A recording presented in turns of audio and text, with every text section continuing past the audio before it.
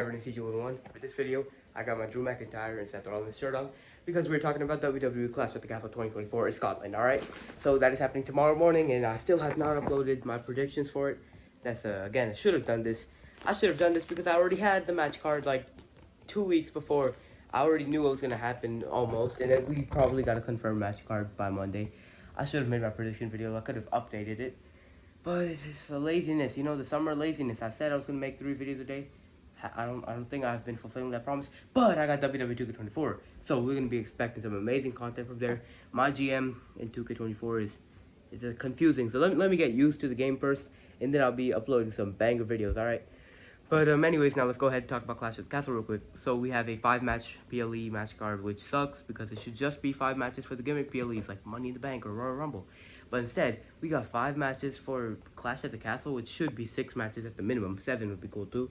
But alright, we're prioritizing the most important matches. SummerSlam. If SummerSlam has 5 matches, I promise on about 99% of the IWC's behalf, I will go storm WWE headquarters, and I'm telling you, to be fair, I don't think it's gonna work, because unless I was John Cena where you can't see me, I don't think I'd even get past customs. But anyways, y'all get what I'm saying. Let's just hope that SummerSlam doesn't have just 5 matches, because that sucks. That's stupid. Anyways, because you don't even have 5 titles, right? Wait, do you? Okay, wait. So we have the 2 world titles for men's, 2 world titles for women's. You have 2 mid cards for men's. You have 3 tag team champions. Yeah, there's no way. You have to, if you get even half of those on, you're gonna have more than 5 matches. So anyways, and then plus Drew McIntyre, CM Punk feud, or whatever feuds are gonna be there without the title. Sorry, I might have spoiled this video. Alright, now let's go ahead, get started with Drew McIntyre vs. Damien Priest. We should be main eventing Clash at the Castle, but since I already spoiled it, I'm gonna go ahead and tell y'all. I thought Damien Priest was winning, alright? I thought Damien Priest was gonna win for the longest time. Until today, at the press conference, Drew McIntyre mentioned Broken Dreams, his whole theme song, which everyone wants it to come back because it's a banger. And that made me think, are they seriously gonna make it come back, his theme song, just for him to lose again to Damien Priest? And, well, he lost to Roman Reigns last time. This time he's going to lose to Damien Priest. I don't think so. Only way Drew McIntyre loses is if CM Punk is in Scotland. But that's why I said, do not allow CM Punk anywhere near the continent of Europe. And if he is, unfortunately, somehow in Europe, he should not be anywhere near Scotland or the UK. They have to get him away from there no matter what. Because CM Punk is in Scotland, Drew McIntyre is not walking out the champion, alright? I can say that much. And if that happens, then, well, basically, the reason why people think CM Punk is going to go ahead and beat up Drew McIntyre is because he wants... This feud could be more personal then, and it's going to be like an insane, a steel cage match at SummerSlam. I like that. But it's all about Drew McIntyre versus CM Punk happening at SummerSlam because we know Gunther is going to be challenging the World Heavyweight Champion. So basically, that's the loophole here. That's the reason why Drew McIntyre can't walk out of Clash of the Castle champion, because then you don't get that CM Punk SummerSlam match, and it won't feel the same on a regular pay-per-view, PLE, like even Crown Jewel. It has to be at SummerSlam or WrestleMania, and I don't think they're going to stretch it out until WrestleMania. So, I could go ahead and tell y'all this. Maybe we see Randy Orton, who is currently injured, I believe, versus Gunther at SummerSlam, and reinstate that stipulation of the winner gets a world title shot, but instead at Bash in Berlin. Gunther can get a world title shot in his hometown, and CM Punk can make Drew McIntyre lose the title to Gunther at Bash in Berlin. That way, Drew McIntyre can walk out of his hometown as a champion. Damien Priest gets a pretty fulfilled reign and a nice feud with Finn Balor down the line, maybe even at SummerSlam. And Drew McIntyre walks out happy. CM Punk has a world title shot just like that at SummerSlam in a banger match, steel cage, hopefully, or a cell. So, I think Drew McIntyre is winning. I thought Damien Priest was going to win. I'm going with Drew McIntyre here now. But if CM Punk is there, unfortunately, then basically, yeah, that means that Damien Priest is winning. I don't have a problem with Damien Priest winning. It's just Drew McIntyre has been built up so much, especially in his hometown. It would suck if he loses. But I can see it happening. I just don't know if Scotland's going to respond well to that. Slipping off my bed. So I'm not sure if Scotland's going to even let CM Punk leave, honestly. They might go ahead storm Scotland airport and just blockade CM Punk from coming there, and he might never leave Scotland. So yeah, basically you don't want to leave the Scots mad. So if Drew McIntyre and Damian Priest is main eventing, it has to main event first of all. If it's main eventing and you have your guy lose, I don't know how it's gonna work out. But anyways, now talked about that match a lot, and obviously because it's the most important match, it's the main event. Now let's go ahead and work backwards. We're gonna start. We're gonna talk about the opening. All right, the opening match. It's probably gonna be Cody Rhodes versus AJ Styles in the I Quit match. So, because obviously Cody's not gonna main event over Drew McIntyre in Drew's hometown. That's not happening. But Cody and Styles is for the undisputed WWE Championship. We had the whole fake retirement angle, and it looks like right now that's a good match. I Quit match. We haven't seen that in a long, long time since like I'm not even sure since when. Maybe the last time was Jey Uso versus Roman Reigns, 2020. So yeah, basically, I think that this is unpredictable, not because of the outcome. We know Cody's gonna win. Cody's not even gonna. We're not even considering Cody losing the title until at least SummerSlam. But I think that there's a good chance that this means this might be AJ Styles' last WWE match. That's the thing. That's what is unpredictable about this. Because, like, what's going to happen to AJ Styles after this I Quit? What does I Quit mean here? Does it mean he quits WWE and he's leaving? Does he go to TNA? I know WWE's been working with TNA. Like, what happens exactly? Because if this is his last match, I don't think it is. But we could also possibly get an AJ Styles versus Nick Aldis, a SmackDown GM match. So, yeah, there's a whole lot of stuff going on here, I could say. It's confusing as to what's going to happen exactly. It's pretty unpredictable, as that obviously the outcome. Cody's winning the title. He's walking out of Scotland as champion once again. But it's about AJ Styles. Does he win? What happens next for him? Alright, so another match we have at Clash at the Castle on the card is Chad Gable versus Sami Zayn for the Intercontinental Championship. So this is going to be probably the most second most unpredictable match. We can't say that it's more unpredictable than Drew McIntyre versus Damian Priest. Because I was on Twitter right now before filming this part of the video, and I saw that CM Punk was spotted in Scotland. And not just in Scotland, but in Glasgow, Scotland, which is where it's happening.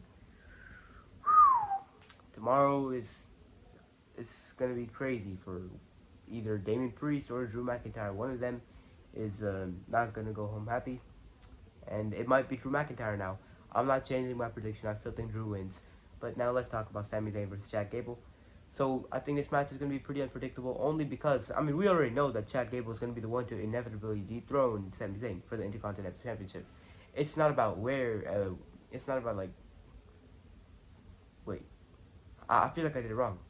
Is it where, okay, anyways, it's not about like if it happens, it's about when it happens. That's what I was looking for. It's not a matter of if, it's a matter of when. So does it happen now at Clash of the Castle tomorrow? Or does it happen in Sami Zayn's home crowd in Toronto? I think they don't need to go for the home crowd heel strategy where the bad guy wins in front of the good guy's home crowd, just so that way you get people booing for him and stuff as a heel wants. You don't really need that to happen because Sami Zayn is such a big face. Even in Scotland, he's going to be cheered like insane.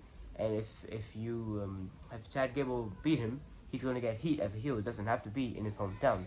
His hometown is only going to just give him the biggest pop of the night. But that's something that Sami Zayn, he gets one of the biggest pops of the night every single time. So you can go ahead and pull the trigger on Chad Gable winning. Strap the rocket, and boom, give him that push into Continental Championship at Clash at the Castle. I think that's what's going to happen. And I want that to happen because I want Sami Zayn to win the Money in the Bank in his hometown in Toronto. And because you always got to cheer Muslim brother on. And plus, Sami Zayn's got insane ring work, insane promos, and just an overall likable guy. And he should have won a world title at some point in his career. And we don't know how many more good chances there are for him to win the world title. I think Money in the Bank is the perfect way to do it. But anyway, so yeah, I'm going to go ahead and say Chad Gable wins the Intercontinental Championship here. And then Sami Zayn moves on to the world title picture. But, with Money in the Bank and everything going on, it's perfect. It's a perfect opportunity here. I don't know if they do it or if they don't do it, though. But yeah, Chad Gable, Sami Zayn is definitely going to be match of the night. It's going to be a complete, insane banger. So that's something to look forward to. It's also going to be unpredictable because we don't know if Chad Gable wins here or not. So now, I did 3 matches, right? What are the other matches on the card? Okay, so I know okay, yeah, there we go. So we have the Women's Tag Team Championship match. We have Bianca Belair and Jade Cargill, the Tag Team Champions, versus Shayna Baszler and Zoe Stark, challengers, and then the Unholy Union, the other challengers. So this is going to be a tag team triple threat. I still see Bianca Belair and Jade Cargill retaining here and taking the titles back, because I don't see them really losing the titles for a while. Because if you go ahead and have them lose the title clean, it would mean it makes them look weak, especially when you want to build them as like the powerhouses and all. You want to build them as the top people in the women's division. I think the best thing to do. Oh, I got my 10% battery notes. I gotta wrap this up. So basically, I feel like it's gonna be you want them to split up sometime at the Royal Rumble, sometime Survivor Series, so you can build up to the match at WrestleMania 41, inevitable match. I just think that if you do it now in June, you're gonna have to wait until next year's April to have that whole feud, unless you run it at SummerSlam. I think SummerSlam's too early, just because it's not gonna be the best in-ring work match, and this is something that's pretty hyped up. People have been talking about this since 2024 Royal Rumble in January. So it would be a big disappointment to have it be trash. So instead, give it the waiting game and make it a good match.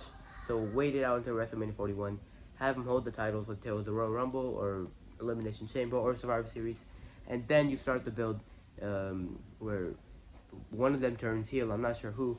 But I feel like they are not losing the title until then. It also helps the titles itself, because the Women's Tag Team Championships, they're unimportant really. Even the Men's Tag Team Championships, actually, they feel unimportant at this point. In fact, I'd say the Women's Tag Team Championships feel more important than the Men's Tag Team Championships now. Because where are your Raw Tag Team Champions, Awesome Truth, and your SmackDown Tag Team Champions, A-Town Down Under? Where are they at on PLEs? Like, why are they not there? Why do we have to do the 5-match PLE? Why? It's dumb. It's very dumb. These are your tag team champions who haven't been here for the past 4 months on any premium live event. Not past 4 months, past 2 months, but you get what I'm saying.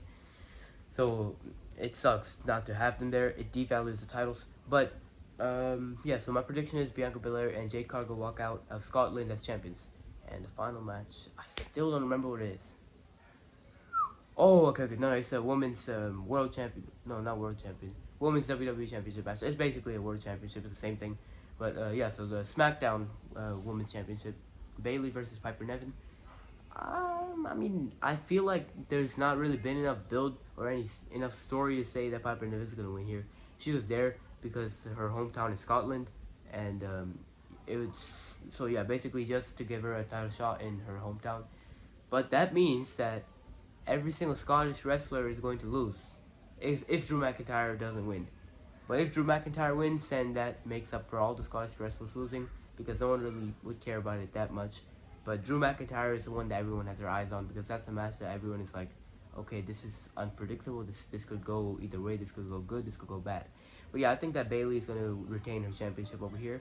Piper Niven is just in the match because of home court advantage or whatever. Just to have a match in front of your home crowd for a world championship. But I don't think Bayley really has a storyline with anyone. I feel like, if anything, she's probably just going to get cashed in on and lose the title like that, instead of lose the title, unless, they develop a storyline going to SummerSlam. I feel like she will just get cashed in on, but I feel like it's a little bit too early to have her lose, especially because she's just won the title 2 months ago at WrestleMania. It'll be a little bit early to have her lose. Same thing could be said for Damian Priest, though. So I just don't think that Piper Niven's really world title material, and at the same time, I don't think they're going to make Bayley lose until like SummerSlam. So that's just all I got to say on this. That's all of my predictions here. So let me know what y'all think about this. I could be very wrong tomorrow, or I could go 5 for 5, hopefully. Well, yeah, I think hopefully, right? Yeah, all the outcomes that I'm thinking are also like favorable outcomes. Those are outcomes that would be cool to have. Wait, what is that? What is this thing? Oh, that's my hand. I'm saying, like, what is this thing in the camera? I was looking. I thought it was this little purse over here. But it's not my purse, by the way. It's not my purse.